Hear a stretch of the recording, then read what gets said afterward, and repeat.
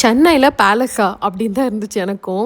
இன்னைக்கு ஹெரிட்டேஜ் வாக்கோட டே 3. இந்த ஹெரிட்டேஜ் வாக்கை டிஎன் டூரிசம், நம் வீடு நம் ஊர் நம் கதை அண்ட் மெட்ராஸ் ஃபோட்டோ விளாகர்ஸ் எல்லாம் சேர்ந்து ஆர்கனைஸ் பண்ணாங்க. இப்போலாம் சென்னையில் வெதர் சூப்பராக இருக்குது. காலையில் மழை வருவோன்னு நினச்சேன், பார்த்தா சூரியன் கரெக்டாக டைமுக்கு வந்துட்டாரு. எங்களோட common meeting point PWD building. Actually day 1லேயே செனேட் ஹவுஸ், சேப்பாக் பேலஸ் பற்றிலாம் பார்த்தோம்.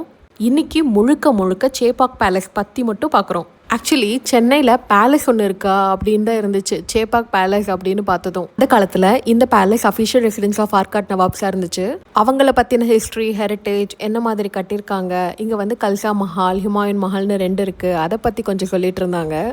ரோட் சைடில் இருக்கிற பில்டிங் கிட்ட நிற்கிறப்போ ரொம்ப ஹியூமிடாக ஃபீல் பண்ணோம். அப்படியே அந்த பில்டிங்குள்ளே போயிட்டு அதர் சைட் ஆஃப் பேலஸ் போனால் பயங்கர கூலிங்காக இருந்துச்சு. ஹியூமிட்லாம் காணாமல் போச்சு. அந்த காலத்து பில்டிங்கில் எவ்வளோ ஸ்பெஷல் அப்படின்னு புரிஞ்சுது எனக்கு. ஆக்சுவலி பேலஸில் ரெஸ்டரேஷன் ஒர்க் போயிட்டுருக்கு.